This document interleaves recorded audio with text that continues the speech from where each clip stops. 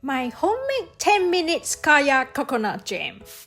This is my rich, silky, fragrant Malaysian kaya with a hint of pandan leaf smell. The kind that melts into hot toast or sourdough bread and instantly takes you back to childhood mornings in Malaysia. Well, let me tell you a story. Kaya is a beloved coconut jam across Malaysia, Singapore, and Southeast Asia. It's traditionally made with coconut milk, eggs, sugar, and pandan. Slowly cook until it becomes this golden custard-like spread. Growing up, kaya toast was not just breakfast, it was comfort, it was home. But here's the crazy part. Traditional kaya takes hours of slow stirring over a double boiler, and one mistake, you get scrambled eggs. Today, I'm going to show you how to make this in just 10 minutes. No constant stirring, no stress, and it tastes just as luxurious as a traditional kaya. Alright, let's talk about why these ingredients matter, because this is where the magic begins.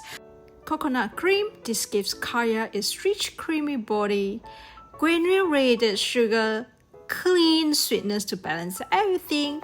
Melaka palm sugar, which is we call it Gula Melaka. This is the soul of kaya. Pandan leaves, some sea salt, and most important is 4 egg yolks. Let's get started. We're starting with 4 egg yolks. Gently separate yolks from the whites. Take your time here. We only want the yolks because this is what gives kaya the luxuriously smooth, custard-like texture. Look at the egg yolk color, deep golden. That's exactly what will give your kaya its beautiful richness later. Now let's start with our second ingredient, with the heart of the flavor, Gula Melaka.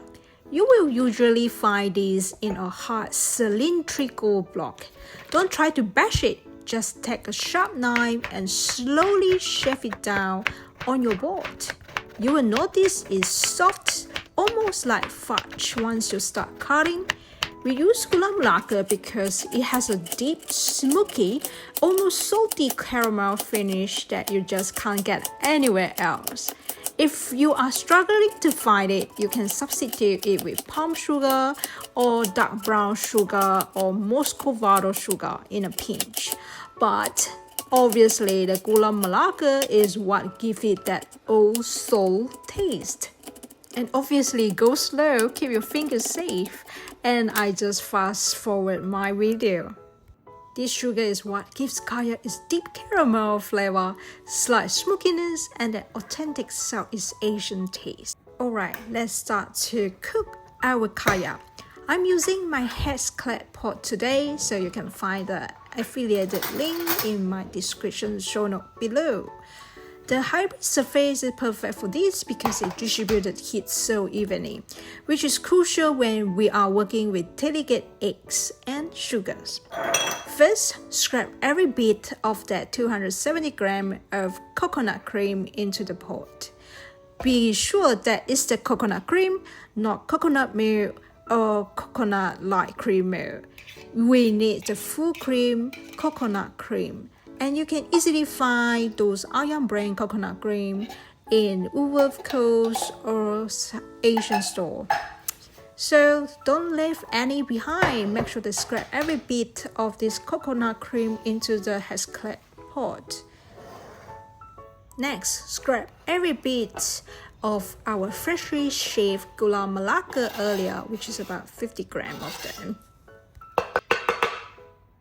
Next ingredient is our 50 grams of white granulated sugar and a 1/4 teaspoon of sea salt.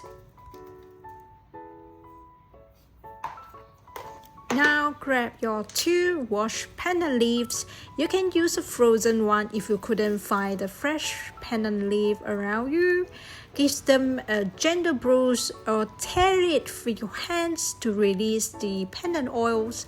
Tie them into a tight knot and toast them in.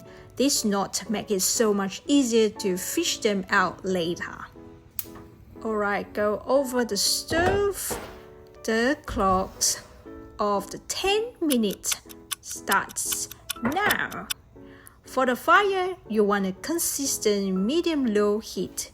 On a gas stove, the flames should just be touching the bottom of the pot, not leaking up the sides. On induction, keep it at a steady shimmer level. The first 1 minute, we let the sugars start to melt into the cream for about 1 minute. And you can use a silicone spatula to stir it.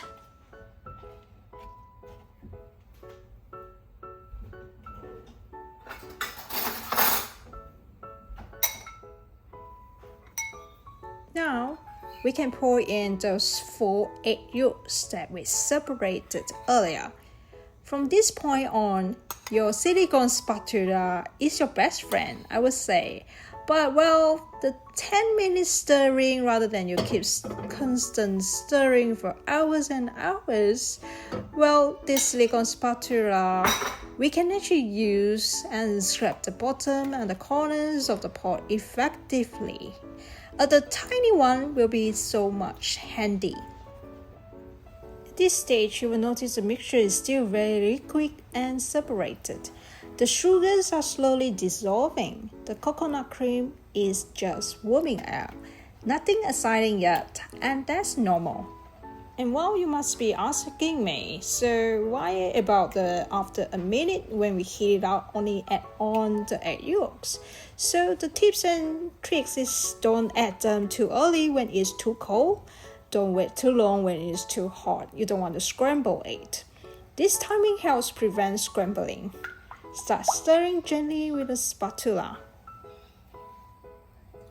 Well, let me fast forward the video and we will see when we after cooking for 4 minutes.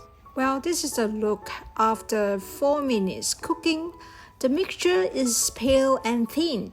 The Gula Melaka now is fully dissolved, and the pot looks like a light tan latte. And you can observe my pandan leaf knot is not tight enough and it's open up everywhere.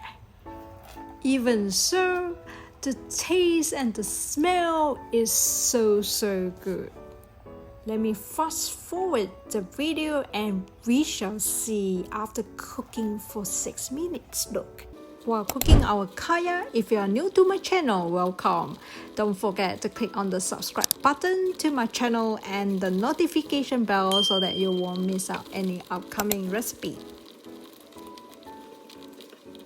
Alright, let me slow down the process, and we are cooking after the 6 minutes of our kaya. You will start to feel some resistance. The liquid is starting to coat the spatula. The color is deepening into a rich, warm ochre.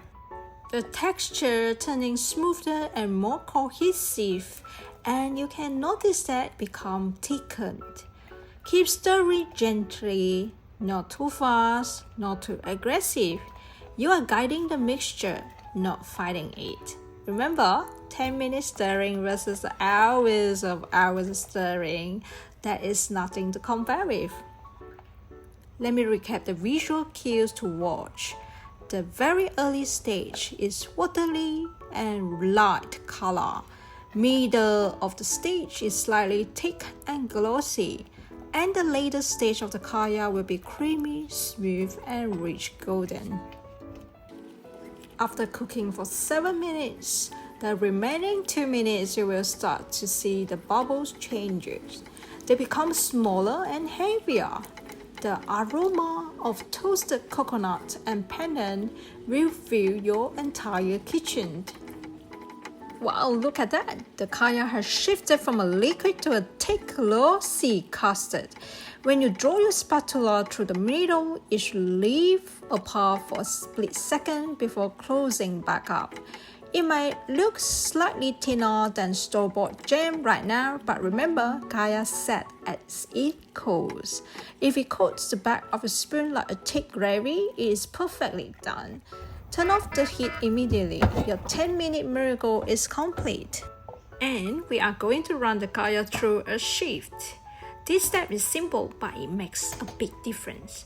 It removes the pandan leaves, it catches any tiny bits of cooked eggs, and gives you the extra smooth, silky texture.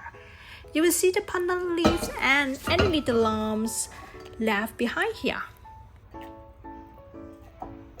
Even if you have done everything perfectly, straining is a professional finishing touch. It takes your kaya from homemade to bakery quality smooth. Look at that, so much difference. Smooth, glossy, and perfectly luxurious. That's exactly what you want. Wow, unbelievable. 10 minutes. No aching arms, no scorched sugar, just pure homemade gold. Alright, for storage, while the kaya is still warm, carefully transfer it into a clean sterilized glass jar. Using a sterilized jar helps prevent bacteria and keeps your kaya fresh for longer. Let it cool completely before sealing the lid. Once cooled, store it in the fridge.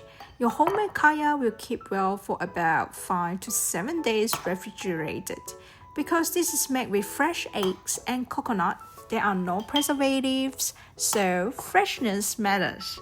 The pro tip here is always use a clean, dry spoon when scooping.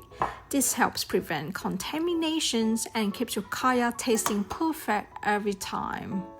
And just like that, you got a jar of rich, silky Malaysian homemade kaya, ready whenever you need a little taste of home. Or sometimes I'm homesick and I miss a Malaysian kaya, and this is something that you can make it at home, and you can adjust the sugar level to less sugar for your own preferences. Now for the ultimate taste.